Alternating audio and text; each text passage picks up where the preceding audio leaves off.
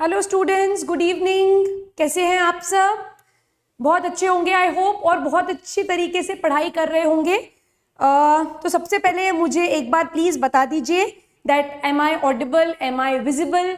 आपको मैं सुनाई दे रही हूँ, दिखाई दे रही हूँ? एक बार आप मुझे बता दीजिए, तो फिर उसके बाद अपन पढ़ना स्टार्ट करेंगे। जल्दी से एक बार प्लीज मुझे बता दीजिए, am I audible, am I visible? Okay, Santosh hi, Nile okay, thank you निले।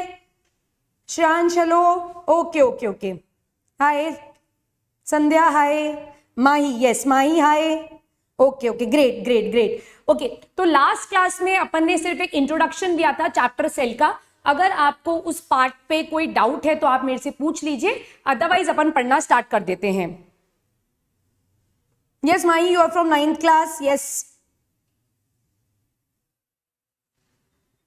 ओके, सब क्लियर था? ठीक है, चलिए, तो सब क्लियर था तो आज अपन थोड़ा सा, यस प्रतीक, पराशर, फैक्ट्स, हाय सबको गुड इवनिंग, सबको हेलो। चलो, अब आज अपन पढ़ना स्टार्ट करते हैं वो पार्ट ऑफ द चैप्टर जहां से पिछले एनएससी जेएस के अंदर क्वेश्चंस पूछे गए हैं।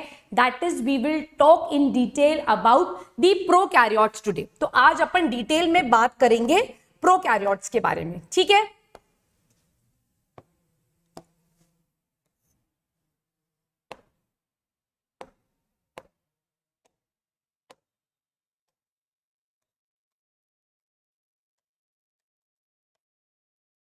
तो लास्ट क्लास में अपन ने डिस्कस किया था कि सेल को अपन क्लासिफाई कर रहे हैं इनटू 2 कैटेगरीज, ठीक है?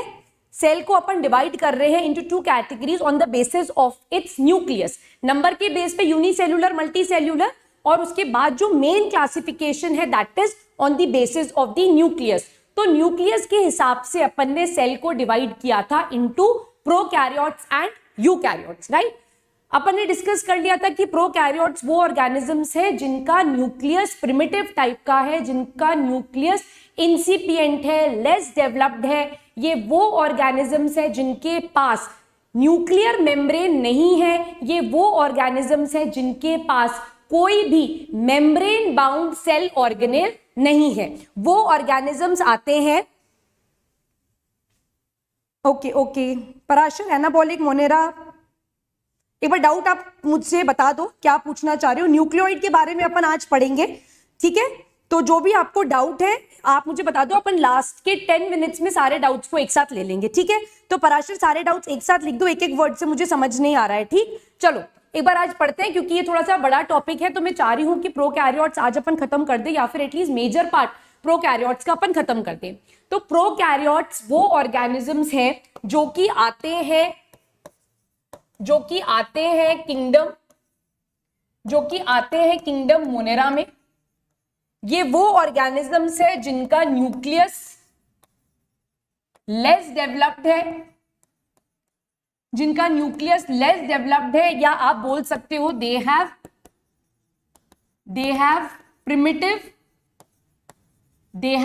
Primitive type of nucleus. ये वो ऑर्गेनिजम्स है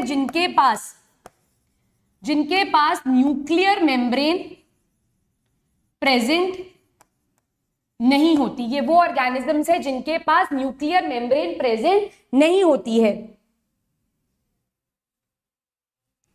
okay okay Parashar, thank you. 70s, okay, very good. Ma'am, can you understand it without class 9 cell? Yes yes, definitely you can understand it without class 9 cell, क्योंकि मैं class 9 से ही इसको ले जाऊंगी class 11 तक और उसके बियॉन्ड, ठीक है? तो आपको दिक्कत नहीं आएगी। Yes, we will definitely deal with the ultra structure of prokaryotes today. उसी के बारे में अपन डिटेल बात करेंगे, ठीक है? सो न्यूक्लियर मेम्ब्रेन एब्सेंट है, और साथ साथ में यहां पर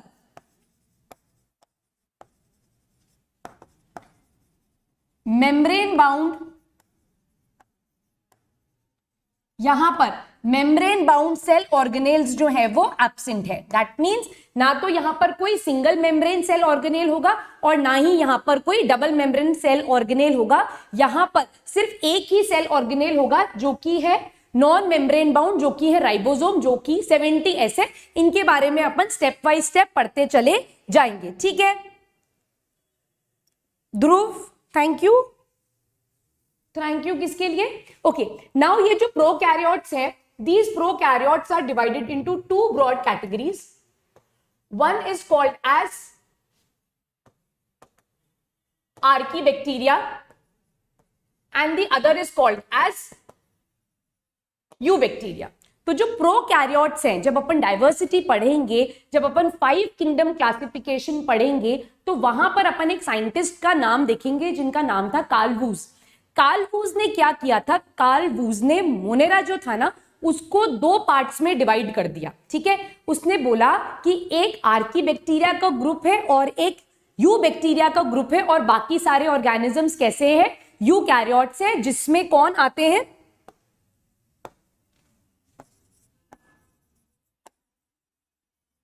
यूकैरियोट्स में कौन आते हैं? प्रोटिस्टा, फंजाई, प्लांट और एनिमल। ये सारे ऑर्गेनिजम्स जो हैं बच्चों, ये सब है यूकैरियोट्स, ठीक है। यूकैरियोट्स मतलब ये वो ऑर्गेनिजम्स हैं जिनके पास एक वेल डेवलप्ड न्यूक्लियस प्रेजेंट है, न्यूक्लियर मेम्ब्रेन प्रेजेंट है, सारे membrane bound cell organelles present है। वेराज किंगडम मोनेरा, जिसके अंदर बैक्टीरिया आते हैं, चाहे वो आर्की बैक्टीरिया है चाहे वो यू बैक्टीरिया है, ये किसके अंदर आएंगे? ये आएंगे अंदर प्रोकैरियोट्स। तो जितने भी बैक्टीरिया हैं, including your blue green algae और योर साइनोबैक्टीरिया, जितने भी बैक्टीरिया हैं वो सारे किसके अंदर आएंगे? They all are included under prokaryotes. और मोनेरा किंगडम के अंदर सारे के सारे प्रोकैरियोट्स जो हैं वो प्रेजेंट होते हैं, ठीक है। तो अब आर्की बैक्टीरिया और यू बैक्टीरिया क्या होते हैं, इसको एक बार अपन स्टडी कर लेते हैं। तो आर्की बैक्टीरिया जो हैं, ये प्रिमिटिव बैक्टीरिया है, ये पुराने जमाने के बैक्टीरिया है। दैट मींस अर्थ के ऊपर जब लाइफ का एवोल्यूशन स्टार्ट हुआ था, जब पहला लिविंग सेल धरती पर आया, तो इट इज सेड कि वो आर्की बैक्टीरिया था। और आर्की बैक्टीरिया के बहुत टाइम बाद यू बैक्टीरियाज आए थे। और यू बैक्टीरियाज कौन होते हैं? यू बैक्टीरियाज होते हैं ट्रू बैक्टीरिया। यू बैक्टीरिया है हमारे ट्रू बैक्टीरिया। क्लियर है यहां तक?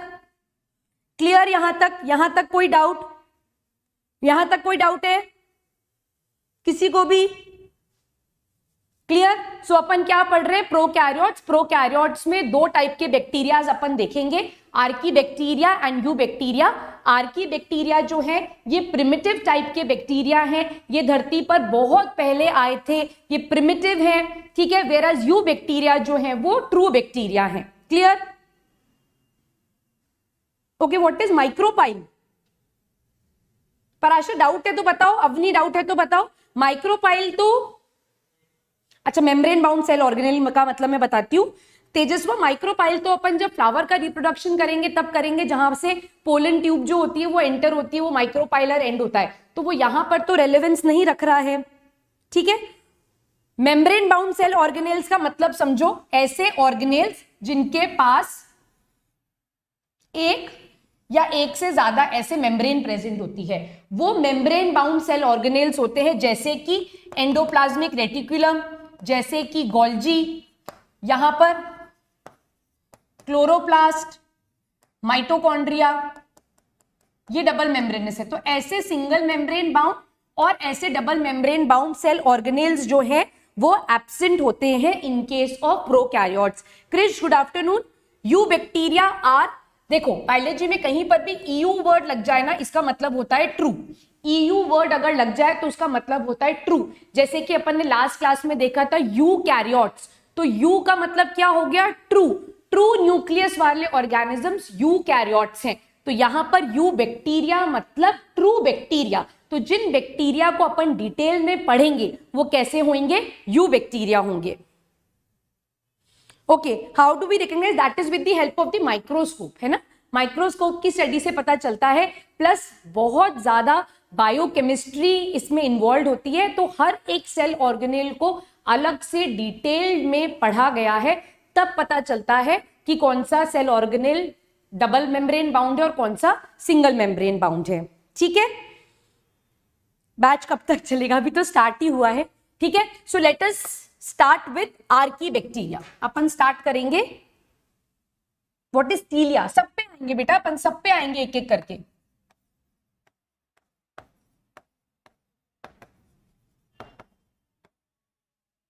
सीलिया ये होते हैं, देखो ये एक सेल है, इसकी पूरी बॉडी के ऊपर ऐसे छोटे छोटे हेयर लाइक स्ट्रक्चर्स प्रेजेंट होते हैं। ठीक है, दीज आर कॉल्ड एज सीलिया, इनको बोलते हैं सीलिया। ठीक है, ये लोकोमोशन में काम आते हैं, मूवमेंट में काम आते हैं। ठीक है, तो ये सीलिया होते हैं। हमारी बॉडी के अंदर भी सीलिएटेड सेल्स प्रेजेंट होते हैं। तो अपन जैसे जैसे आगे बढ़ते चले जाएंगे बच्चों, स्टूडेंट, वैसे वैसे अपन चीजों की क्लैरिटी लेते चले जाएंगे, डोंट वरी। ठीक, ठीक है, चलो अब आर्कीबैक्टीरिया पढ़ते हैं। आर्कीबैक्टीरिया मैंने आपको लिखवा दिया, ये प्रिमिटिव टाइप के बैक्टीरिया है।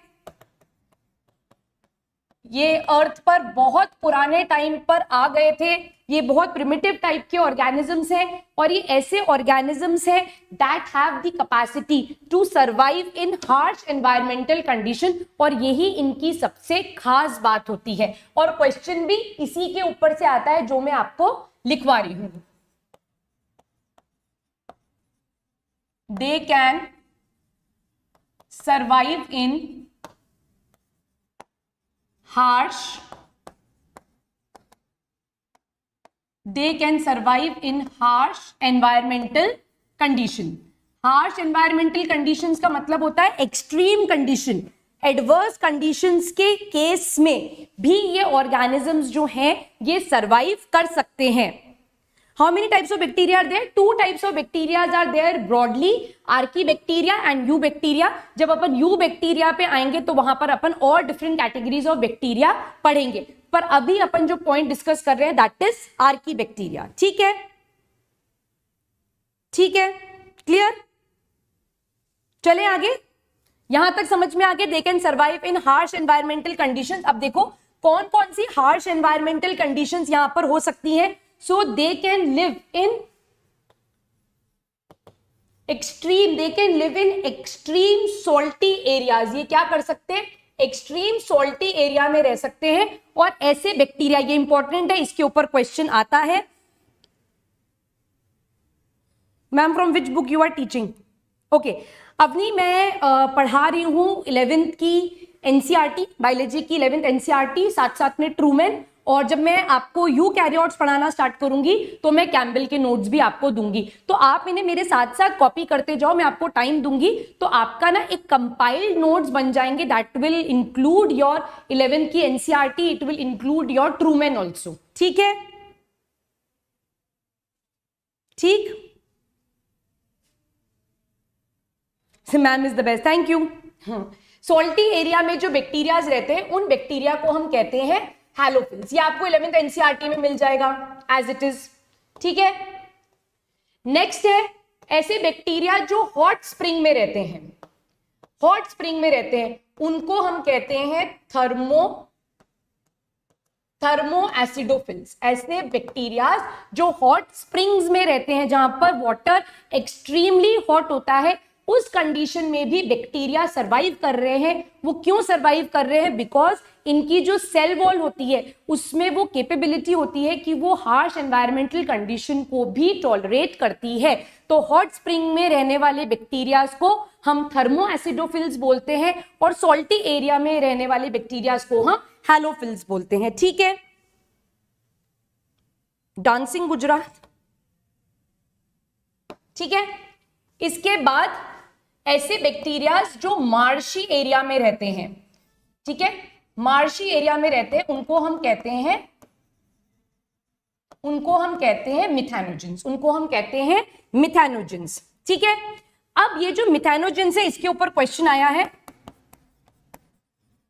ये जो मिथेनोजेंस हैं दे आर प्रेजेंट, क्वेश्चन क्या आया था वो भी मैं बताऊंगी आपको। They are present in the gut of herbivores, ठीक है।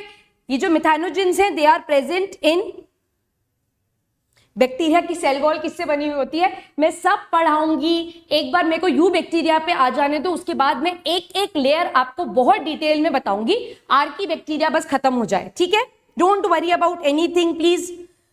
दे are present in the gut of herbivores and these methanogens are responsible for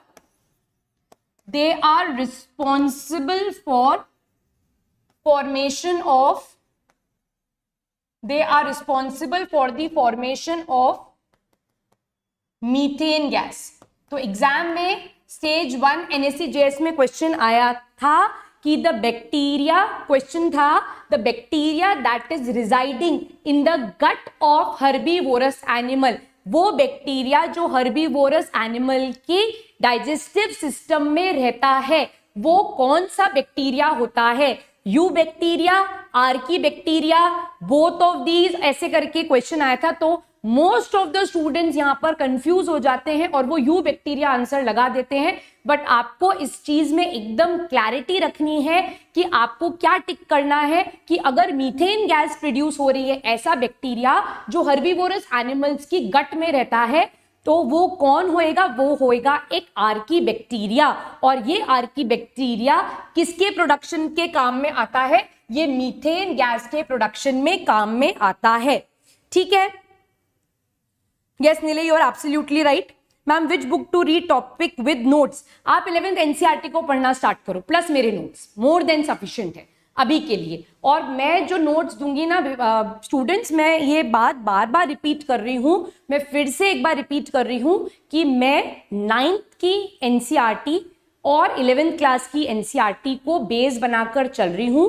मुझसे पूरा पढ़ने के बाद आप बहुत आराम से अपनी 11th क्लास की CBSE NCERT की जो बायोलॉजी की बुक है वो आप बहुत कंफर्टेबली पढ़ पाओगे।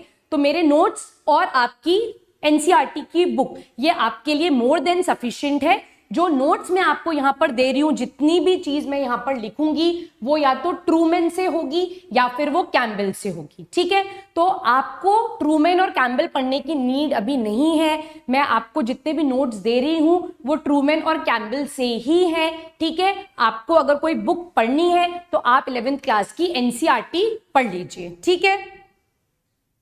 हाँ बेटा, आर्की बैक्टीरिया में ही होती है इतनी यूनिक कैपेसिटी जिससे वो एडवर्स एनवायरमेंटल कंडीशन में रह सकते हैं, ठीक है। इतना ही हमको पढ़ना है आर्की बैक्टीरिया में। As far as your cell is concern, archaebacteria के बारे में जो डिटेल्ड पार्ट है वो जब अपन डाइवर्सिटी पढ़ेंगे वहां पर अपन उसे काफी डिटेल में देखेंगे। यहां तक अगर कोई डाउट है तो आप मेरे से पूछ सकते हो। हाँ बेटा, एलिमेंट्री कैनाल मतलब गट, क्लियर, बिल्कुल ठीक है, ठीक है, ठीक है। तो आपको NSCJS की प्रिपरेशन के लिए 11th-12th की NCERT प्लस मेरे नोट्स मोर देन सफिशिएंट है। जो नए स्टूडेंट्स हैं उनके लिए मैं एक बार दोबारा से रिपीट कर देती हूं, at the end of every chapter, जैसे ही एक चैप्टर खत्म होगा मैं खुद से इंपॉर्टेंट क्वेश्चंस बनाऊंगी। अराउंड 50 क्वेश्चंस अपन डिस्कस करेंगे और उन 50 क्वेश्चंस के साथ साथ अपन डेफिनेटली लास्ट 10-12 ईयर के PYQs भी टॉपिक वाइज अपन डिस्कस करते हुए चलेंगे, ताकि आपको कॉन्फिडेंस आ जाए कि आप जो पढ़ रहे हो वो एकदम सही लाइंस पर चल रहा है, ठीक है। नहीं, जो उनका वो होता है ना डंग, वहां से उससे बनता है गोबर गैस जो होती है ना, वहां से बनता है मीथेन। तो जो डंग आता है वहां पे पास हो जाते हैं मिथेनोजेंस, ठीक है। What is alimentary canal? Alimentary canal is your entire digestive tract, जो माउथ से लेकर एनस तक एक्सटेंड करता है, उसे हम बोलते हैं पूरी एलिमेंट्री कैनाल, जहां पर आपके फूड का डाइजेशन होता है और फूड का पूरा पैसेज होता है, ठीक है, क्लियर। चलो, so now let us discuss about the main part, that is you bacteria. तो ये जो एक स्ट्रक्चर है ये एक यू बैक्टीरिया का टिपिकल स्ट्रक्चर है। इस स्ट्रक्चर के ऊपर अपन तब दोबारा आएंगे जब अपन पूरा पार्ट एक एक स्ट्रक्चर को डिटेल में देख चुके होंगे। तो अब जो पार्ट स्टार्ट होगा स्टूडेंट्स, ये एक्सट्रीमली इंपॉर्टेंट है। यहां से काफी सारे क्वेश्चंस पूछे जा चुके हैं और एक्सपेक्टेड भी यही रहता है कि यहां से काफी सारे क्वेश्चंस बनते हैं, ठीक है। स्टार्ट करें अपन।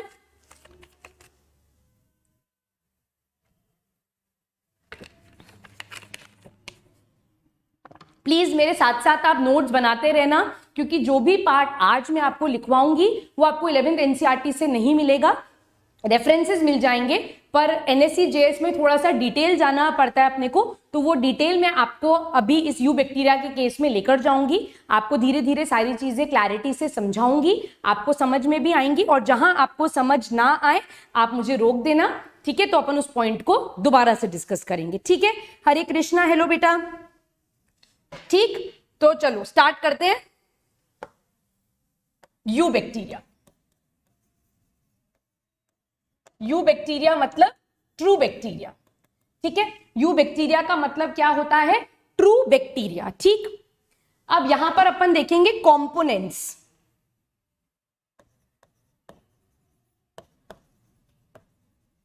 किन किन लाइंस पे अपन इस यू बैक्टीरिया को पढ़ेंगे? तो कंपोनेंट्स, सबसे पहले अपन यहां देखेंगे सेल एनवेलप, ठीक है?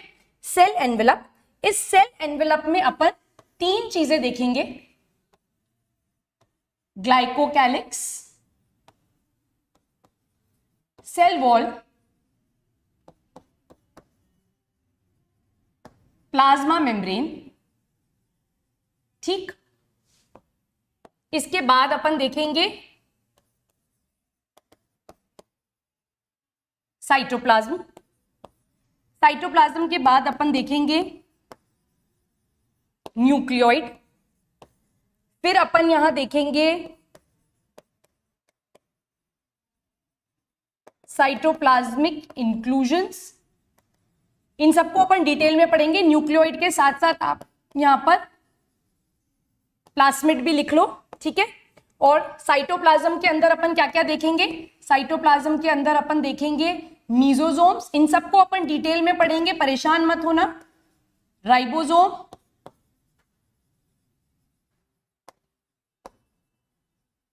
क्रोमैटोफोर, फिर अपन यहां पर देखेंगे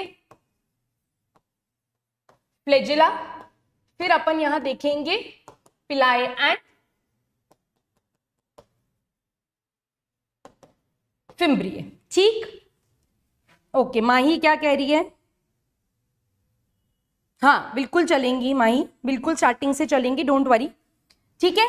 सो we will start with cell envelope. यहां तक कोई डाउट है? सो ये पूरे कंपोनेंट्स है, अल्ट्रा स्ट्रक्चर अपन देखेंगे किसका? यू बैक्टीरिया का। और यहां पर अब आउटर से अपन अंदर की तरफ बैक्टीरिया के केस में चलेंगे। स्टार्ट कर दूं? कोई डाउट है? यहां तक कोई डाउट है किसी को भी? किसी को भी कोई डाउट है? चलो तो अपन स्टार्ट करेंगे सेल एनवेलप, ठीक है? और इस सेल एनवेलप में सबसे बाहर की जो लेयर है that is called as glycocalyx, ठीक है? तो अगर आप इस डायग्राम को देखो, अगर आप इस डायग्राम को यहां देख सकते हो, तो ये जो कैप्सूल यहां पर बना हुआ है, ये कैप्सूल और कुछ नहीं है but this capsule is basically what? It is glycocalyx. ये कौन है यहां पर? ये ग्लाइकोकैलिक्स है, ये आउटर मोस्ट लेयर है। अपन बाहर से अंदर की तरफ चलेंगे तो सबसे बाहर की जो लेयर बैक्टीरिया के केस में, अब मैं बैक्टीरिया बोलूं तो आपको ये अपने आप समझ जाना है कि मैम यू बैक्टीरिया के बारे में बात कर रही है, we are not discussing about archaebacteria here, ठीक है? नो डाउट, ठीक है बेटा? सेल एनवेलप जो है, सेल एनवेलप का मतलब होता है वो कवरिंग्स जो इंटरनल साइटोप्लाज्मिक कंटेंट को प्रोटेक्ट कर रही है। उस सेल एनवेलप में तीन लेयर्स हैं। सबसे बाहर वाली है ग्लाइकोकैलिक्स, फिर है सेल वॉल, और उसके अंदर कौन है? उसके अंदर है प्लाज्मा मेम्ब्रेन, ठीक है? चले आगे, ठीक है? तो यहां पर आ गए अपन ग्लाइकोकैलिक्स। तो ग्लाइकोकैलिक्स के अपन नोट्स बनाएंगे। It is the outer most layer, ये बैक्टीरिया की सबसे बाहर वाली लेयर है, ये एक बात। दूसरी इंपॉर्टेंट बात जो आपको एकदम अपने दिमाग में क्लियर रखनी है, पॉइंट ये है that this glycocalyx, this glycocalyx is not essential. It is not essential for survival of bacteria, ठीक है। ये बैक्टीरिया के सर्वाइवल के लिए या फिर बैक्टीरिया के जिंदा रहने के लिए बहुत ज्यादा इंपॉर्टेंट लेयर नहीं है। दैट मीन्स किसी बैक्टीरिया के केस में ग्लाइकोकैलिक्स हो भी सकती है और कुछ कुछ बैक्टीरिया के केस में ये ग्लाइकोकैलिक्स नहीं भी हो सकती। व्हाई? बिकॉज बैक्टीरिया के सर्वाइवल के लिए, बैक्टीरिया के जिंदा रहने के लिए this glycocalyx is not very essential. तो होए तो अच्छी बात है, नहीं होए तो बैक्टीरिया को कोई फर्क नहीं पड़ता। Clear? Next important point here in glycocalyx is that this layer, this is important, this layer could be, it could be thick, ये मोटी हो सकती है, या it could be thin। ये लेयर जो है ये थिक भी हो सकती है और ये लेयर जो है ये थिन भी हो सकती है। अगर ये लेयर थिक है, अगर ये लेयर थिक है, अगर ग्लाइकोकैलिक्स की लेयर मोटी है तो ये क्या कहलाई जाती है? It is called as capsule. इसको क्या कहा जाता है? इसको कैप्सूल कहा जाता है। और अगर ये थिन है, पतली सी है, ठीक है, तो इसको कहा जाता है स्लाइम लेयर। इसको क्या कहा जाता है? इसको कहा जाता है slime layer. If it is thick it is called as capsule and if it is thin it is called as slime layer. क्या ये बात यहां तक क्लियर है? Shaurya, good evening, how are you? ठीक है, क्लियर? यहां तक क्लियर है? तो सेल एनवेलप में सबसे पहली लेयर जो आउटर मोस्ट लेयर है उसको कहा जाता है glycocalyx. This glycocalyx is the outermost layer. It is not very essential for the survival of bacteria. तो ग्लाइकोकैलिक्स हो भी सकती है, ग्लाइकोकैलिक्स नहीं भी हो सकती। अगर ग्लाइकोकैलिक्स है और अगर वो थिक है तो उस थिक ग्लाइकोकैलिक्स को अपन कैप्सूल कहते हैं, और अगर ये पतली है, थिन है, तो उसको अपन क्या कहते हैं? It is called as the slime layer. Clear? Cell के अंदर गैसेस होती हैं, हाँ होती हैं बिल्कुल, ठीक है। गैसेस का एक्सचेंज तो कंटिन्यूअस रहता ही है ना, तो गैस तो रहेगी, ठीक, ऑल क्लियर। कैप्सिड, कैप्सिड बेटा बैक्टीरिया में नहीं है, कैप्सिड जो है वो वायरस में होता है ना। It is not present in bacteria, it is present in the virus. नीले क्लियर है? क्लियर? आगे चले। Now, what is the composition of this glycocalyx? Composition क्या है ग्लाइकोकैलिक्स का? इंपॉर्टेंट है ये।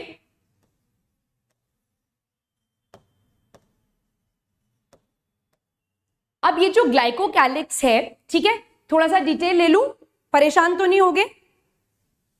ठीक है, थोड़ा सा डिटेल ले लूं।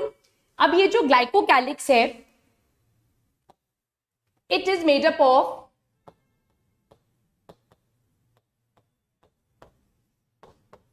it is made up of two layers. The glycocalyx is made up of two layers. Glycocalyx जो है वो दो लेयर से मिलकर बनी है। एक है इनर लेयर, एक है इनर लेयर और दूसरी है आउटर लेयर, ठीक है। ग्लाइकोकैलिक्स जो है वो दो लेयर से मिलकर बनी है। एक है इनर लेयर अंदर की तरफ और एक है आउटर लेयर जो है बाहर की तरफ, ठीक। अब ये जो इनर लेयर है, this inner layer is called as S layer. Inner layer को कहा जाता है S layer and this S layer is basically made up of, it is basically made up of small polypeptides. परेशान मत होना, मैं समझाऊंगी क्या है। It is made up of small polypeptides और इन पॉलीपेप्टाइड्स के अंदर, ये बहुत इंपॉर्टेंट है जो मैं आपको बता रही हूं, और इन पॉलीपेप्टाइड्स के अंदर अमीनो एसिड्स जो हैं वो कैसे होते हैं? वो एसिडिक अमीनो एसिड्स हैं। ये कैसे हैं? This polypeptide contains, it contains acidic amino acid. ये क्या कंटेन करते हैं? It contains acidic amino acid. अब आते हैं आउटर लेयर पर। आउटर लेयर जो है उसको कहा जाता है म्यूसिलेज। आउटर लेयर को कहा जाता है mucilage and it is basically made up of carbohydrate. It is basically made up of carbohydrate. ठीक है,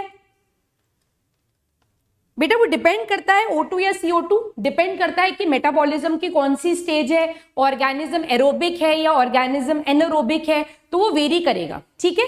और इसके अलावा भी बहुत सारी और गैसेस ऑर्गेनिज्म के अंदर प्रेजेंट होती हैं, ठीक है। वो डिपेंड करता है कि आप किस ऑर्गेनिज्म के बारे में बात कर रहे हो, ठीक है। Coming back to the topic, एक बार इसको क्विकली रिवाइज करते हैं क्योंकि ये एक ऐसी चीज है जो आप फर्स्ट टाइम पढ़ रहे होगे। डेफिनेटली आप में से मोस्टली स्टूडेंट्स जो हैं वो 9th और 10th क्लास के हैं, 8th क्लास के हैं, तो ये फर्स्ट टाइम पढ़ रहे होगे। एंड प्लीज आप इसे नोट डाउन कर लेना। ये सारे नोट्स जो हैं वो ट्रू मैन से हैं, ठीक है, ट्रू मैन से चल रहे हैं ये सारे नोट्स, और साथ साथ में 11th NCERT हमारा बेस है। तो अपन बैक्टीरिया के अल्ट्रा स्ट्रक्चर को देख रहे हैं, बैक्टीरिया के कंपोनेंट्स को देख रहे हैं, और सबसे पहला कंपोनेंट जो अपन देख रहे हैं that is the cell envelope. Cell envelope वो पार्ट है बैक्टीरिया का जो कि अंदर के कंटेंट को क्या करता है, प्रोटेक्ट करता है। तो इस सेल एनवेलप में 3 पार्ट्स हैं, glycocalyx, cell wall and plasma membrane. तो glycocalyx is the outermost layer. Glycocalyx is not very essential for the survival of bacteria. तो बैक्टीरिया जो है वो ग्लाइकोकैलिक्स के बिना भी सर्वाइव कर सकता है। तो बैक्टीरिया के पास ग्लाइकोकैलिक्स या तो हो सकता है या फिर उसके पास ग्लाइकोकैलिक्स नहीं हो सकता, पहली बात। दूसरी इंपॉर्टेंट बात, ग्लाइकोकैलिक्स अगर है तो वो थिक हो सकता है, मोटा हो सकता है। अगर वो मोटा है, थिक है, दैट मीन्स उसको आप क्या बोलोगे, it is called as capsule. अगर ग्लाइकोकैलिक्स पतला है, थिन है, तो आप उसे क्या कहते हो, स्लाइम लेयर कहते हो। अब क्वेश्चन ये पूछा जाता है कि ग्लाइकोकैलिक्स किसका बना हुआ है। तो ग्लाइकोकैलिक्स बेसिकली बना हुआ है प्रोटीन्स का, पॉलीपेप्टाइड्स का एंड कार्बोहाइड्रेट का, ठीक। अब ये प्रोटीन दैट मीन्स जो पॉलीपेप्टाइड्स हैं और जो कार्बोहाइड्रेट है, ये एक वेल अरेंज्ड मैनर में प्रेजेंट है।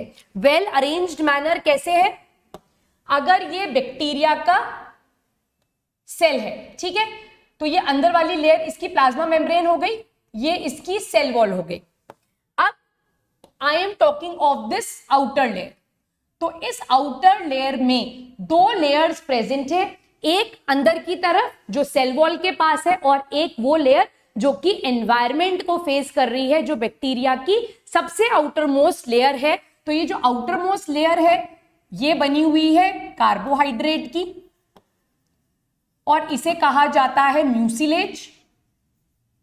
और ये अंदर वाली लेयर जो है ये एस लेयर है, और ये बेसिकली बनी हुई है किसकी, ये बनी हुई है पॉलीपेप्टाइड्स की, ठीक है।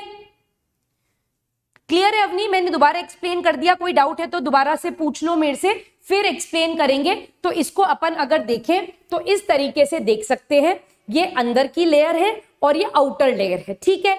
तो ये जो आउटर लेयर है, ये इनर और आउटर लेयर दोनों मिलकर क्या बनाती है, दोनों मिलकर ग्लाइकोकैलिक्स बनाती है।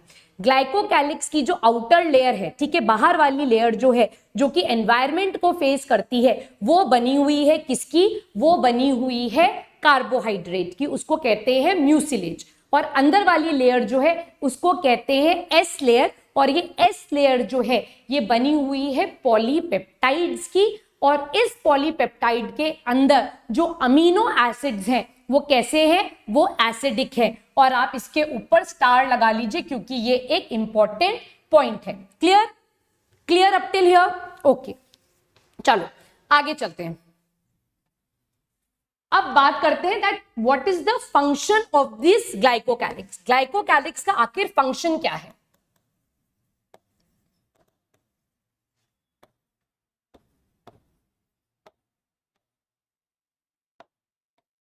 ठीक है, पहला फंक्शन होगा it prevents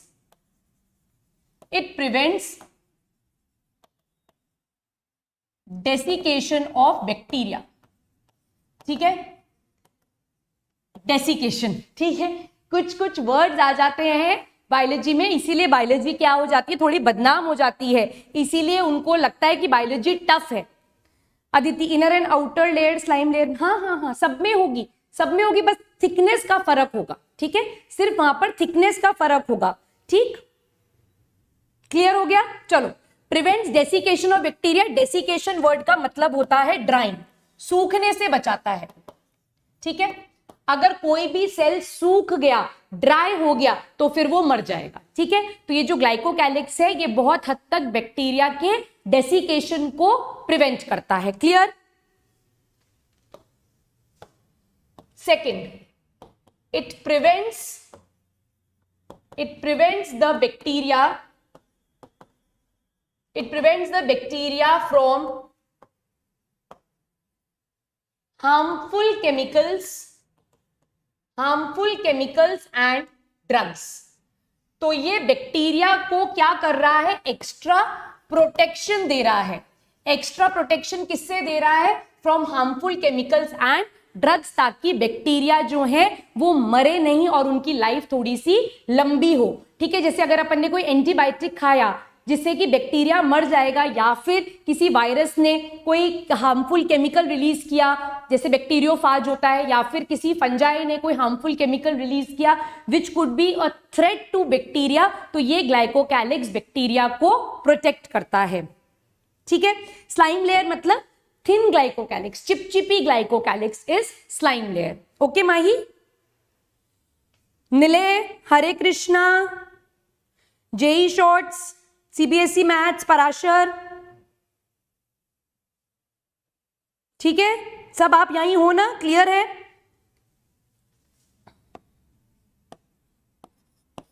third function of glycocalyx, it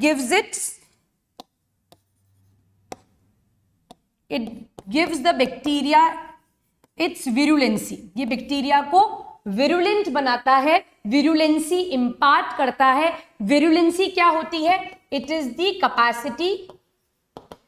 the capacity of the bacteria to damage host cell. इसको कहा जाता है विरुलेंट पावर या विरुलेंसी। सो हर माइक्रो ऑर्गेनिज्म, कोई सा भी माइक्रो ऑर्गेनिज्म अगर है, तो वो अगर हमारी बॉडी के अंदर जा रहा है तो उसके पास कैपेसिटी होती है कि वो हमारे सेल्स को डैमेज करे, और उस पावर को या उस कैपेबिलिटी को हम क्या कहते हैं? This is called as its virulent power और it is called as virulency. Crystal clear? Okay okay, very good. Where is glycocalyx present? Glycocalyx is present in the extreme outermost part of the bacteria। Bacteria की सबसे बाहर की layer जो है उसको क्या कहा जाता है? That is called as glycocalyx। ठीक है, next, glycocalyx protects the bacteria, it protects the bacteria from virus. ठीक है, ये वायरस से बैक्टीरिया को प्रोटेक्ट करता है। अगर आपने कभी नाम सुना है, इसका मैं लिख रही हूं यहां पर, bacteriophage.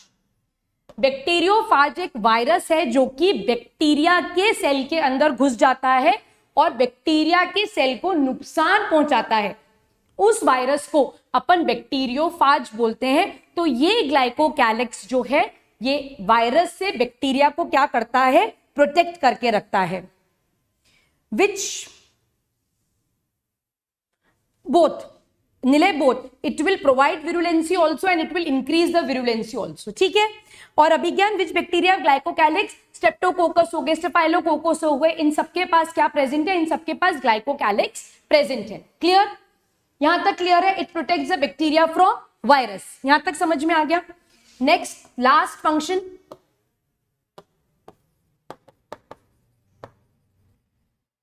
It gives the bacteria immunogenicity. ये बैक्टीरिया को इम्यून बनाने में भी मदद करता है। इम्यून से मतलब है कि होस्ट के सेल्स, अगर बैक्टीरिया हमारे अंदर गया, देयर वुड बी विरुलेंसी होगी। ठीक है, बट ग्लाइकोकैलिक्स जो है वो देता भी है और इंक्रीज भी करता है रेस्ट। बैक्टीरिया के पास बहुत सारे टॉक्सिन्स प्रेजेंट है, बैक्टीरिया के पास बहुत सारे ऐसे एंजाइम्स प्रेजेंट है जो कि हमारे जो होस्ट है उसके सेल्स को डैमेज करेगा। तो ग्लाइकोकैलिक्स भी देता है, इंक्रीज करता है, और साथ साथ में टॉक्सिन्स जो बैक्टीरिया से रिलीज हो रहे हैं वो भी उसको विरुलेंट पावर देते हैं। ठीक, ओके, क्लियर? चलो अब बात करते हैं इम्यूनोजेनिसिटी की। अब बैक्टीरिया अगर किसी के भी होस्ट सेल में गया है ना। तो होस्ट का जो बॉडी है वो उस बैक्टीरिया को क्या करेगा, रिमूव करने की कोशिश करेगा, मारने की कोशिश करेगा। तो ये ग्लाइकोकैलिक्स जो है ये बैक्टीरिया की इम्यून पावर को बढ़ाता है ताकि बैक्टीरियल सेल जो है वो सरवाइव करे उस होस्ट की बॉडी में और मरे ना। क्लियर है ये बात? क्लियर? यहां तक कोई डाउट है तो आप मेरे से पूछ लो, बिकॉज यहां पर अपन ग्लाइकोकैलिक्स जो है वो अपन फिनिश कर चुके हैं। ठीक है, एक बार देख लो ग्लाइकोकैलिक्स, देख लो, मैं नोट्स दिखा देती हूं आपको, एक बार आप देख लो अगर कोई भी डाउट है। एंड आई होप आपने इसे कॉपी कर लिया है, अगर कॉपी नहीं करा है तो आप इसका क्विकली स्क्रीनशॉट ले लो। माही आप क्या पूछ रहे हो, बैक्टीरिया का कोई एग्जैक्ट आगे?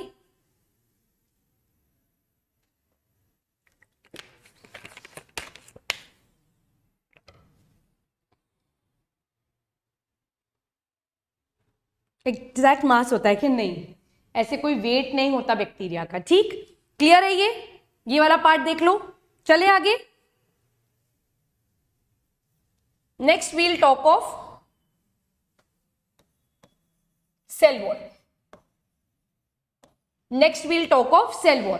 मैं बार बार बोल रही हूं हम बैक्टीरिया के स्ट्रक्चर में, ओके कौन सी लेयर बताऊं, जेई शॉर्ट्स मुझे बताओ, मैं वापस से बता दूंगी। वापस से पीछे चलते हैं, ग्लाइकोकैलिक्स की लेयर बताओ। ग्लाइकोकैलिक्स के अंदर दो लेयर्स होती हैं, एक होती है इनर लेयर, एक होती है आउटर लेयर। इनर लेयर जो है उसको हम एस लेयर बोलते हैं। ये जो इनर लेयर है ये बेसिकली बनी हुई है पॉलीपेप्टाइड्स की, और इन पॉलीपेप्टाइड्स के अंदर जो अमीनो एसिड्स हैं वो एसिडिक टाइप के अमीनो एसिड्स हैं।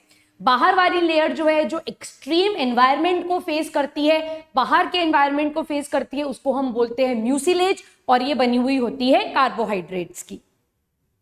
ठीक, करेगा सरोज, बिल्कुल करेगा। ग्लाइकोकैलिक्स एक एडिशनल लेयर है जो कि एक और लेयर प्रोड्यूस हो गई है जो कि और एक्स्ट्रा डैमेज करेगी, पर ग्लाइकोकैलिक्स बैक्टीरिया के सर्वाइवल के लिए जरूरी नहीं है।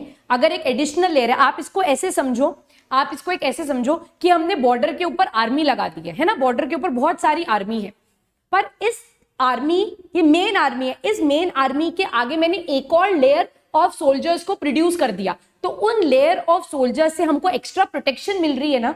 पर अगर मैं उस एक्स्ट्रा लेयर को हटा दूं तो पीछे वाले लोग तो डेफिनेटली है ही ना जो हमको प्रोटेक्ट कर रहे हैं। तो ये एक एडिशनल लेयर आ गई है जो आपको एक्स्ट्रा प्रोटेक्शन दे रही है, आपको एक्स्ट्रा पावर दे रही है। तो बैक्टीरिया के केस में भी सेल वॉल के बाहर अगर ग्लाइकोकैलिक्स है तो वो बैक्टीरिया के पावर को, बैक्टीरिया की पूरी शक्ति को बढ़ा रही है। अगर उसे हटा दो तो पीछे की लेयर्स तो हैं ही सही जो कि बैक्टीरिया के लिए काम करेंगी। तो ये एक एडिशनल पार्ट है, ये एक एडिशनल बोनस लेयर प्रेजेंट है बैक्टीरिया के पास। ठीक है, चले आगे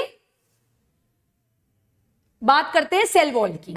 ये इंपॉर्टेंट है, इसके ऊपर एनएससी जेएस में क्वेश्चन आया है काफी बार, सो इसको आप एनएससी जेएस स्टार लगा दो। इसकी एक एक लाइन, एक एक बात एक्सट्रीमली इंपॉर्टेंट है। ठीक, सेल वॉल, सेल वॉल जो है it is present between,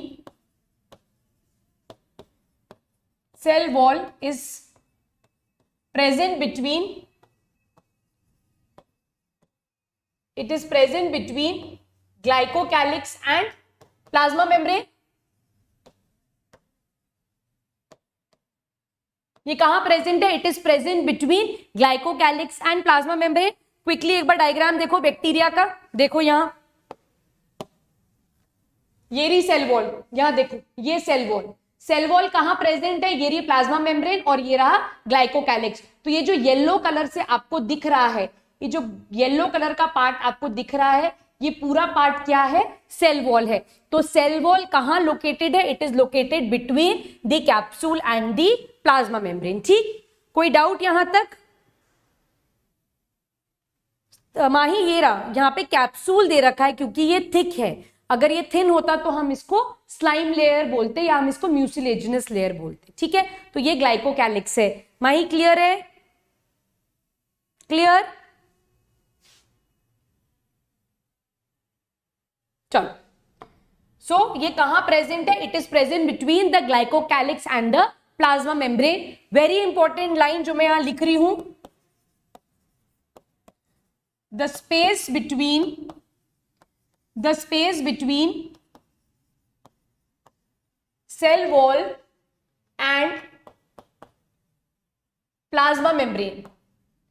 plasma membrane और सेल वॉल के बीच में जो स्पेस है is called as periplasmic space. This space is called as periplasmic space. जो सेल वॉल और प्लाज्मा मेम्ब्रेन के बीच में जगह होती है, that space is called as periplasmic space. Clear है यहां तक कोई डाउट? रेड कलर, वापस डायग्राम पे आते हैं माही. हाँ, रेड कलर, ठीक है, क्लियर है. तो इस स्पेस के बारे में यहां बात हो रही है. ये स्पेस जो है, मैं यहां से इसको रेड से मार्क कर रही हूं.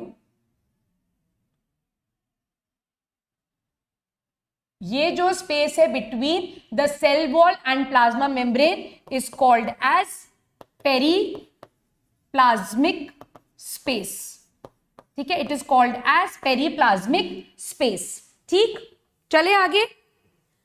अब आता है most important part, very important, question वाला. NSCJS के क्वेश्चंस आए हैं इसके ऊपर लगातार 2-3 साल तक कंटिन्यूस क्वेश्चन आए हैं, तो आप बहुत ध्यान से समझना. बहुत इंपॉर्टेंट बात है, इजी बात है, पर थोड़ी सी डिटेल्ड है क्योंकि आपने जनरली अभी तक इसके बारे में नहीं सुना होगा. ठीक है, तो सब हो यहां पर? सब सुन रहे हैं मेरी बात? सब सुन रहे हैं? सब है? एक बार थम्स अप तो कर दो अगर सब हो तो. जेई शॉर्ट्स, अवनी, माही, सरोज, फटाफट से थम्स अप कर दो. I am here. हाँ, बाकी सब भी थम्स अप कर दो जल्दी जल्दी, तो मुझे पता चलेगा सब हैं और सब जगे हुए हैं, सो नहीं गए हैं. Next very important topic that will talk in the cell wall is Gram staining. ठीक है, ग्राम स्टेनिंग के बारे में बात करेंगे. NSCJS में लगातार 2 साल तक ग्राम स्टेनिंग के ऊपर क्वेश्चन आया है, और एक बार OCSC जो कि 3rd स्टेज है हमारे IJSO एग्जाम का, जहां पर प्रैक्टिकल्स करवाए जाते हैं, वहां पर स्टूडेंट से इस ग्राम स्टेनिंग के ऊपर प्रैक्टिकल भी करवाया गया था और इसके ऊपर काफी सारे क्वेश्चंस पूछे गए थे. तो ये टॉपिक इंपॉर्टेंट है. ओके, सब है. चलो गुड. चलो, तो ग्राम स्टेनिंग. अब ग्राम स्टेनिंग क्या है इसको समझने से पहले बहुत इंपॉर्टेंट बात है कि हम ये समझें कि हम पढ़ रहे हैं यू बैक्टीरिया. अब यू बैक्टीरिया में 2 टाइप के बैक्टीरिया प्रेजेंट होते हैं on the basis of the composition of their cell wall. Eubacteria में सेल वॉल की कॉम्पोजिशन के हिसाब से या as per the composition of the cell wall, bacteria are of 2 type. यहां पर 2 टाइप के बैक्टीरिया होते हैं.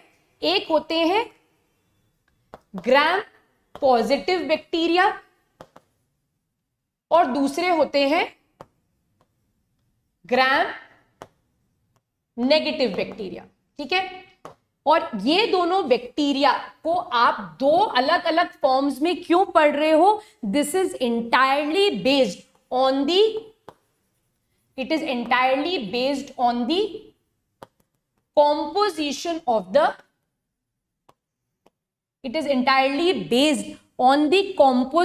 of the cell wall. तो ग्राम पॉजिटिव और ग्राम नेगेटिव बैक्टीरिया जो है उनकी सेल वॉल का कॉम्पोजिशन जो है वो डिफरेंट है, एक दूसरे से अलग अलग है. इसीलिए यहां पर 2 बैक्टीरिया है, ग्राम positive and gram negative bacteria. पहली बात. दूसरी बात, अब इन बैक्टीरियाज को डिफरेंशिएट कैसे किया गया? It was differentiated by a scientist. एक साइंटिस्ट थे जिनका नाम था क्रिश्चियन ग्राम. तो उन्हीं के नाम पे ये स्टेनिंग टेक्निक डेवलप हुई है and this staining technique is called as Gram staining. और इस ग्राम स्टेनिंग के बेसिस पर हम 2 बैक्टीरियाज को स्टडी करते हैं. एक होते हैं ग्राम पॉजिटिव बैक्टीरिया और एक होते हैं ग्राम नेगेटिव बैक्टीरिया। स्टेनिंग मतलब डाई करना, यस, स्टेनिंग मतलब आप सेल को कलर इंपार्ट कर रहे हो। ठीक, चले आगे बताओ, ग्राम स्टेनिंग को डिस्कस करें। ठीक है, कोई डाउट नहीं है, यहां तक सब क्लियर है? ठीक है, चलो। और इतना पढ़ रहे हो, मैं डाउट से बता रही हूं, सब करूं। सेशन तो लाइक करो, सब सेशन लाइक कर दो। ठीक है, चलो। अब ग्राम स्टेनिंग कैसे की जाती है, कैसे दो अलग अलग टाइप के बैक्टीरियाज को देखा जाता है, उसको अपन स्टडी करते हैं। ठीक, सो अपन यहां पर अब डिवाइड कर देते हैं बोर्ड को दो हाफ में। यहां पर ले लेते हैं हम सैंपल ए, यहां पर हम ले लेते हैं सैंपल बी। ठीक है, यहां ले लिया सैंपल ए और यहां ले लिया सैंपल बी। अब देखो, इसको ध्यान से सुनना, बहुत इंपॉर्टेंट है। स्लाइड ले ली, यहां पर भी स्लाइड ले ली। ठीक है, दोनों ही स्लाइड्स में अपन ने क्या इंट्रोड्यूस किया, दोनों ही स्लाइड्स पे अपन ने स्पेसिमेन डाला। और ये स्पेसिमेन क्या है, ये बैक्टीरिया है। स्पेसिमेन क्या है, यहां पर बैक्टीरिया है। तो यहां पर लिख देती हूं मैं, हमारा स्पेसिमेन कौन है, बैक्टीरिया। ठीक, यहां पर भी हमारा स्पेसिमेन कौन है, बैक्टीरिया। लास्ट क्लास में मैंने आपको बता दिया था कि स्पेसिमेन क्या होता है। अगर आपने वो लेक्चर नहीं देखा है तो इसका L1 जो है वो आप देख लें, तो आपको ये पार्ट जो है वो यहां पर समझ में आ जाएगा। ठीक, तो स्पेसिमेन ले लिया, बैक्टीरिया। अब इंपॉर्टेंट बात, कंसेप्चुअल बात यह है कि आप जब भी बैक्टीरिया को ऐसे स्लाइड पर लोगे ग्राम स्टेनिंग के लिए, तो आप उस बैक्टीरिया को क्या करोगे, you will heat fix the bacteria. तो यहां पर ये जो स्पेसिमेन अपन ने लिया है बैक्टीरिया का, this is heat fixed, the bacteria is heat fixed. So the specimen of the bacteria taken is what? It is heat fixed.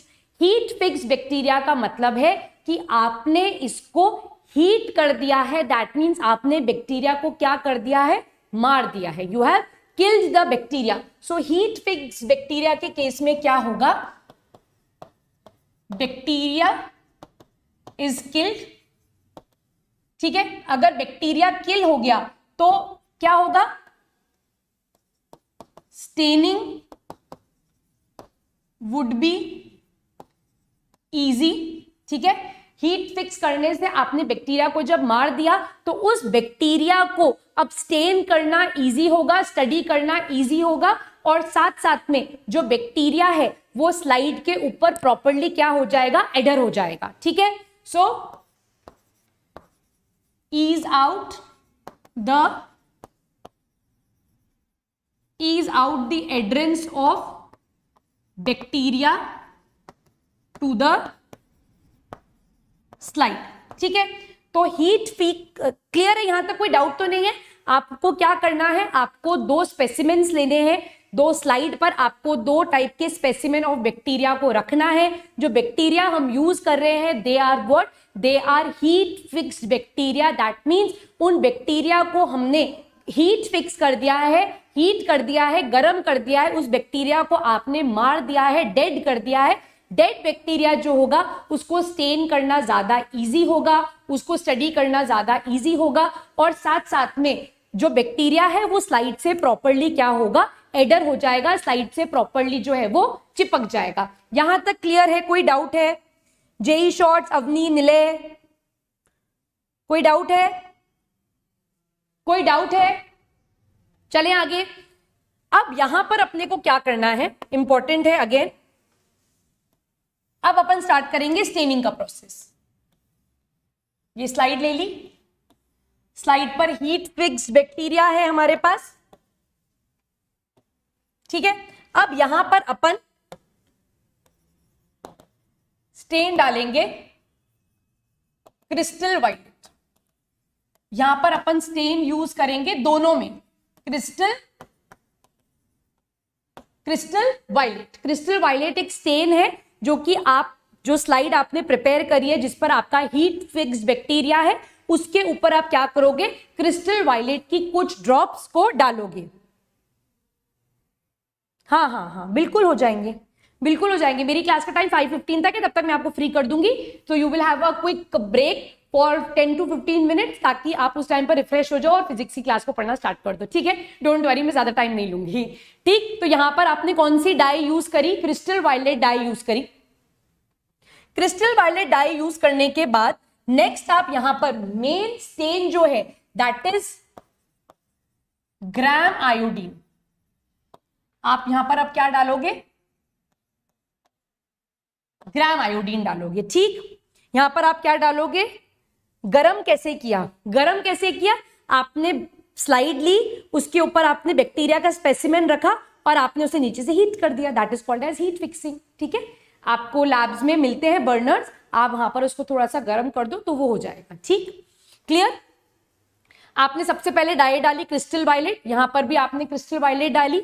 फिर आपने नेक्स्ट स्टेन क्या डाला? ग्राम आयोडीन। यहां पर भी आपने ग्राम आयोडीन डाल दिया। ये मेन डाई है जो कि क्रिश्चियन ग्राम ने फाइंड आउट करी थी। ठीक, अब इसके बाद आपने जब इसे माइक्रोस्कोप में देखा, आपने जब इन दोनों स्लाइड्स को माइक्रोस्कोप में देखा तो आपको बैक्टीरिया का कलर कैसा दिखा? वायलेट। यहां पर भी आपको कलर कैसा दिखेगा?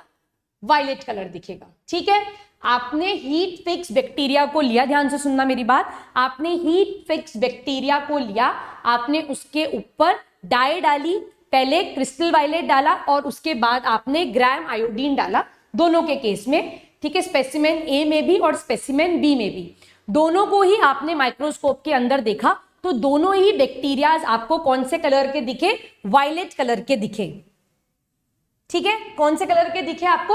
वायलेट कलर के दिखे। क्लियर? अब बहुत इंपॉर्टेंट स्टेप, अब आपने दोनों ही स्लाइड्स के ऊपर अल्कोहल या एसीटोन डाल दिया। क्या डाला आपने? अल्कोहल या एसीटोन डाल दिया। ठीक है, अल्कोहल या एसीटोन डाल दिया। ठीक है, ड्रॉप्स डाल दी अल्कोहल और एसीटोन की, और अल्कोहल और एसीटोन को डालने के बाद अब आपने इन स्लाइड्स को दोबारा से कहां देखा? दोबारा से आपने इसे माइक्रोस्कोप के अंदर देखा। ठीक है, यहीं से इंपॉर्टेंट बात आएगी। अगर यहां तक कोई डाउट है तो प्लीज आप मेरे से पूछ लो।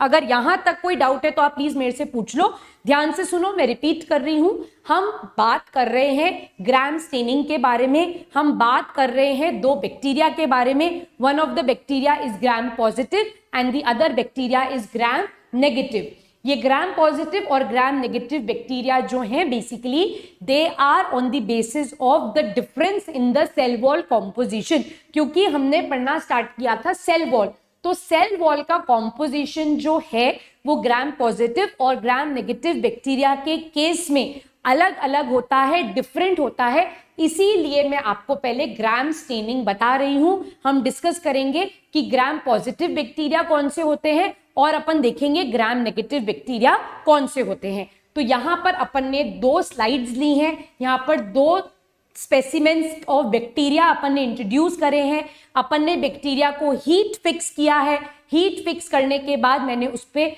दोनों ही साइड्स पर क्रिस्टल वायलेट डाला है, उसके बाद मैंने यहाँ पर ग्राम आयोडीन डाला है। माइक्रोस्कोप में स्टडी किया तो दोनों ही स्पेसिमेंस मुझे वायलेट कलर के दिखे। अब दोनों ही स्लाइड्स के ऊपर मैंने अल्कोहल या एसीटोन डाला। अब क्या होगा? अब माइक्रोस्कोप में देखने पर जो स्पेसिमेन ए है उसने अपना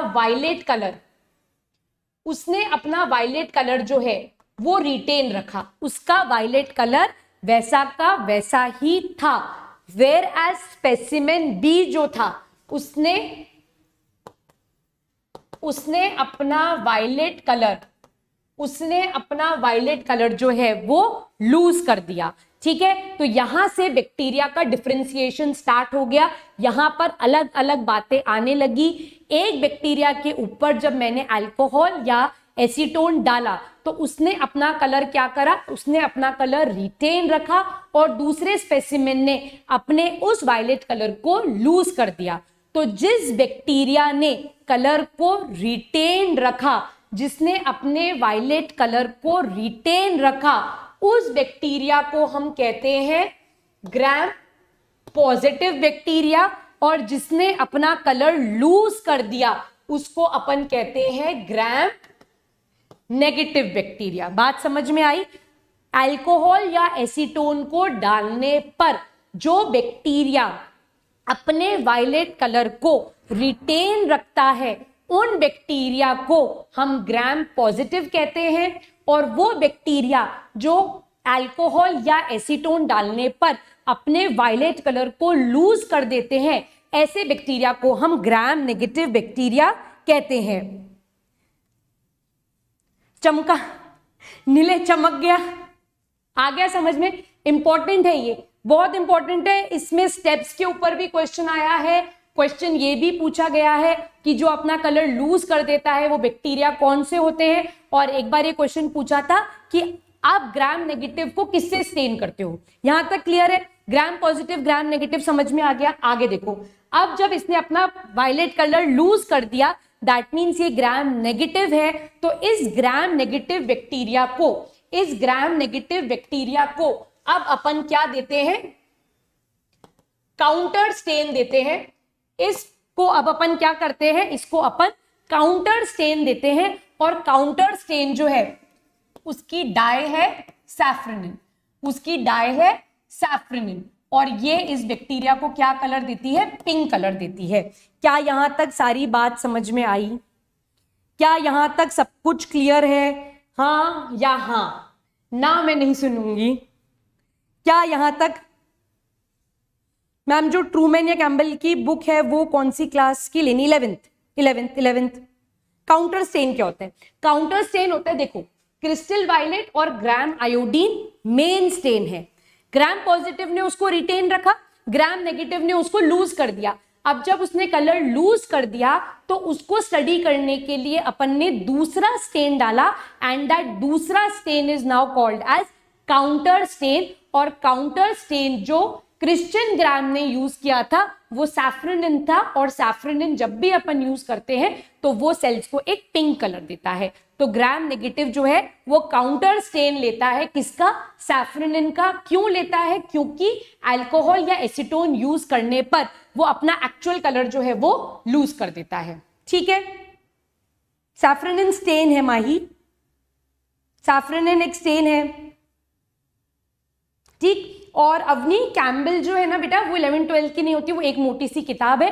ट्रूमैन जो है वो 11th और 12th वॉल्यूम 1 और वॉल्यूम 2 में आती है। तो मैं आपको ट्रूमैन के नोट्स ही दे रही हूं, और जैसे जैसे मैं आपको आगे पढ़ाती जाऊंगी, जहां जहां मुझे फील होगा कि कैम्बल मैंडेटरी है तो मैं आपको कैम्बल के भी नोट्स दूंगी। आप परेशान मत हो, NSC-JS का पेपर ईजी आता है, सो डोंट वरी, रिलैक्स, मेरे पे विश्वास रखो और पढ़ते चलो। ठीक है, यहां थोड़ा सा कॉम्पोजिशन में फर्क है और ज्यादा कुछ नहीं है उसमें। ठीक है, क्लियर? कोई डाउट? कोई भी डाउट है यहां तक? कोई भी डाउट है तो प्लीज पूछ लो। चलूं आगे? अब देखो, अब ये स्टेनिंग में जो डिफरेंस आया, ये जो ग्राम पॉजिटिव और ग्राम नेगेटिव में एक ने स्टेन को रिटेन रखा और एक ने स्टेन को लूज कर दिया, वो क्यों हो रहा है? क्योंकि ग्राम पॉजिटिव और ग्राम नेगेटिव की जो सेल वॉल है उसका कॉम्पोजिशन जो है वो डिफरेंट है। तो अब अपन स्टडी करेंगे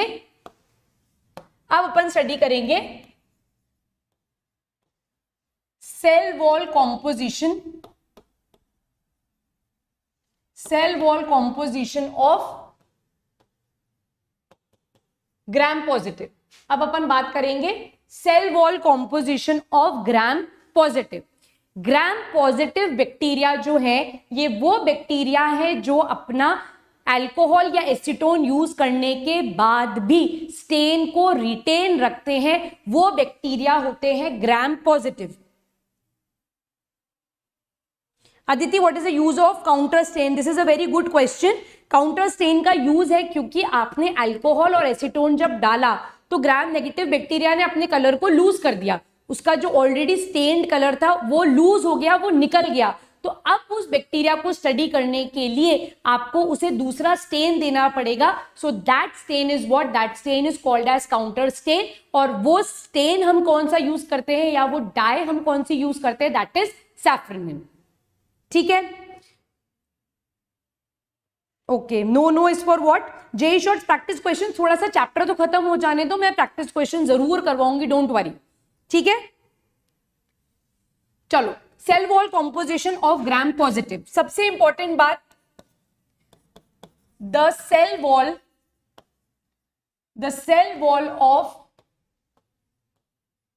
wall of gram positive bacteria is thick. इसकी जो सेल वॉल है, ग्राम पॉजिटिव बैक्टीरिया की जो सेल वॉल है वो थिक है, ठीक है, मोटी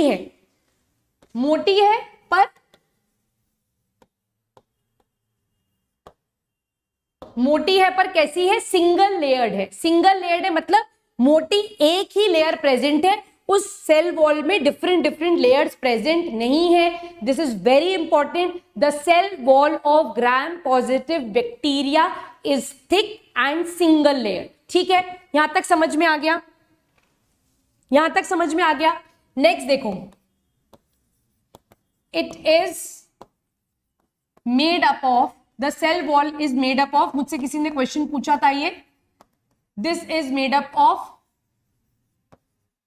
the cell wall of bacteria is made up of peptidoglycan.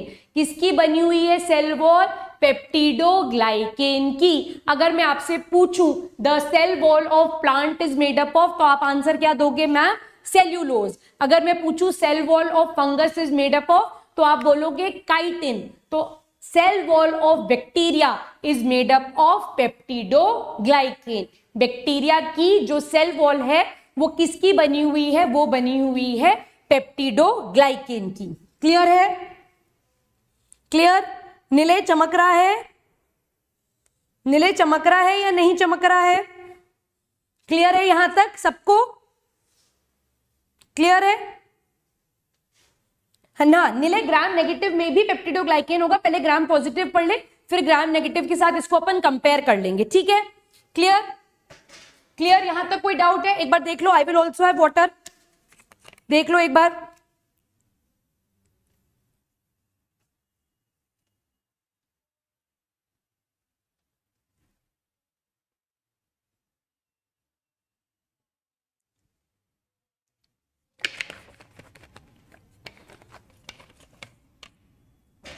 ठीक है, this peptidoglycan is also called as, it is also called as murin or it is also called as mucopeptide, same name है ये, ठीक है।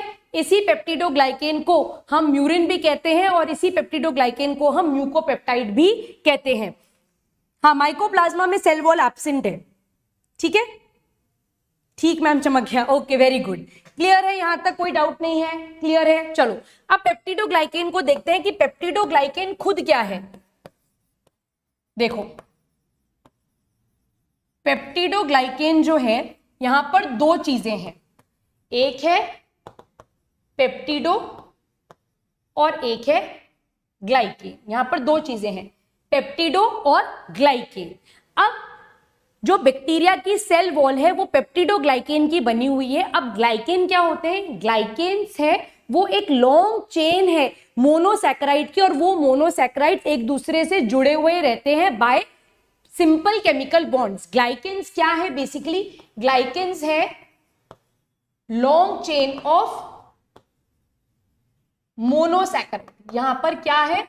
Long chain of monosaccharide है। अब question क्या आएगा, मैम मोनोसैकेराइड क्या होता है? मोनोसैकेराइड क्या होता है? Monosaccharide is a type of sugar जिसमें एक यूनिट प्रेजेंट होता है। मोनोसैकेराइड मतलब सिंगल यूनिट ऑफ कार्बोहाइड्रेट अगर प्रेजेंट है, सो ऐसी शुगर को अपन क्या बोलते हैं? It is called as monosaccharide. देखो, मोनो मतलब वन, सैकेराइड मतलब शुगर।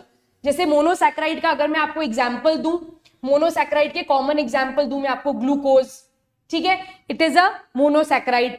गैलेक्टोज, ये सारे कौन है? ये मोनोसैकेराइड है। बच्चों एक चीज हमेशा याद रखना, बायोलॉजी में कभी भी सैकेराइड वर्ड आ गया, दैट मीन्स हम किसके बारे में बात कर रहे हैं? हम यहां पर बात कर रहे हैं कार्बोहाइड्रेट के बारे में, या फिर हम यहां पर बात कर रहे हैं शुगर्स के बारे में।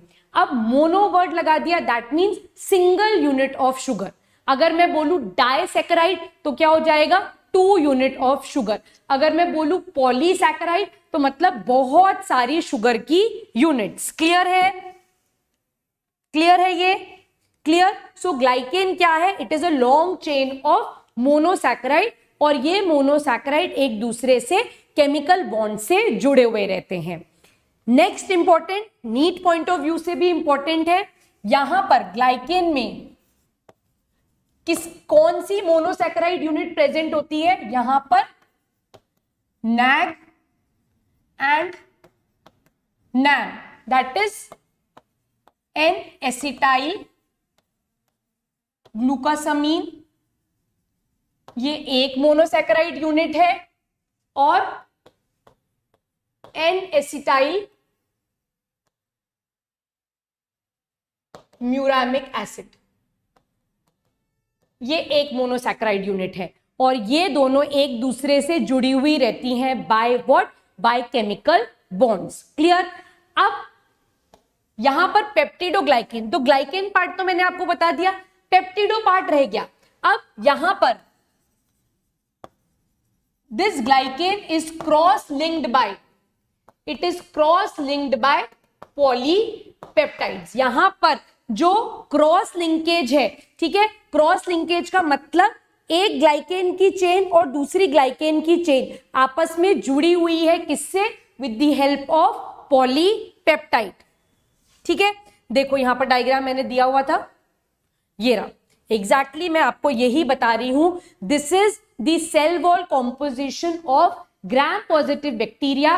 ग्राम पॉजिटिव बैक्टीरिया की जो सेल वॉल है वो थिक होती है, सिंगल लेयर्ड होती है, और वो किसकी बनी हुई है, वो बनी हुई है पेप्टिडोग्लाइकेन की। अब पेप्टिडोग्लाइकेन में 2 पार्ट है, पेप्टाइड और ग्लाइकेन। तो ग्लाइकेन कार्बोहाइड्रेट पार्ट है, जहां पर मोनोसैकेराइड की यूनिट एक दूसरे से जुड़ी हुई हैं by simple chemical bonds, and they are cross linked with the help of small peptides. ठीक है, यहां पर आप एग्जैक्टली देखो, ये रहा नाग एन एसिटाइल ग्लूकासामीन, ये रहा नाम एन एसिटाइल म्यूरामिक एसिड, ये आपस में एक दूसरे से जुड़े हुए हैं, ये सेकंड चेन, ये first chain, and they are cross linked with the help of what, they are cross linked with the help of polypeptides. Clear है। So this is the structure of the cell wall of a gram positive bacteria. यहां तक अगर कोई doubt है तो please आप मेरे से पूछ लो, बस कंफ्यूज मत होना, कंफ्यूज मत होना। क्लियर है यहां तक, क्लियर है, कोई कंफ्यूजन, कोई डाउट। यहां देखो, दिस इज दी शुगर, ये दूसरी शुगर, ये फर्स्ट, ये सेकंड, ये वापस से फर्स्ट, ये सेकंड, ये फर्स्ट, ये first second first second first, और ये आपस में जुड़े हुए हैं बाय स्मॉल पेप्टाइड्स। ठीक है, म्यूरिन जो जो पेप्टिडोग्लाइकेन है ना, उसी का दूसरा नाम है म्यूरिन, या उसी को कहा जाता है म्यूकोपेप्टाइड्स। ठीक है, ठीक, चले आगे। देखो कोई डाउट यहां पर ग्राम स्टेनिंग पर, कोई भी डाउट यहां तक? हाँ, मोनो कैसे हुआ? नैग जो है ना, N acetyl glucosamine, this is 1 monosaccharide. NAM is N-acetyl muramic acid, this is 1 monosaccharide, they are joined together। तो एक मोनोसैकेराइड दूसरे मोनोसैकेराइड से तो जुड़ा हुआ है ना, और वो क्या बना रहा है, this is called as a glycan. Glycan basically contains a chain of monosaccharides. तो अब वो मोनोसैकेराइड सिमिलर भी हो सकते हैं, और वो मोनोसैकेराइड यूनिट्स जो है वो डिफरेंट भी हो सकते हैं। ठीक है, क्लियर, नीले क्लियर है बेटा? पेप्टिडो वर्ड जो है, पेप्टाइड वर्ड जो है, वो बेसिकली हम अमीनो एसिड्स को जब जोड़ते हैं ना, तो उन दोनों के बीच में एक बॉन्ड बनता है, पेप्टाइड बॉन्ड, तो वो पेप्टाइड बॉन्ड होता है। ठीक है, cross link with the help of polypeptides. Clear, यहां तक कोई डाउट नहीं है? अब यहां पर इंपॉर्टेंट चीज लिख लो, अब इसको नेक्स्ट क्लास में डिस्कस करेंगे अपन, that when we talk of the cell wall of gram positive bacteria, उसके केस में लिख लो, बस डिस्कस अपन इसको नेक्स्ट क्लास में करेंगे। लिपोपॉलीसैकेराइड की layer is absent and teichoic layer is present. ठीक है, ये अपन नेक्स्ट क्लास में डिस्कस करेंगे। और ये जो लिपोपॉलीसैकेराइड है ये ग्राम नेगेटिव में प्रेजेंट होती है, और ये ही ग्राम पॉजिटिव और ग्राम नेगेटिव को मेनली क्या करती है, मेनली इसको डिफरेंशिएट करती है। तो ये पार्ट अपन नेक्स्ट क्लास में पढ़ेंगे। तो मैं एक बार आपको बता देती हूं कि नेक्स्ट क्लास में आप पढ़कर अगर आए तो आपको क्या पढ़ना है, या मैं क्या पढ़ाऊंगी, difference between gram positive and gram negative. ठीक, पहला टॉपिक ये होगा। दूसरा, प्रोकैरियोट्स के कंपोनेंट्स बचे हुए, एंड तीसरा, ओवरव्यू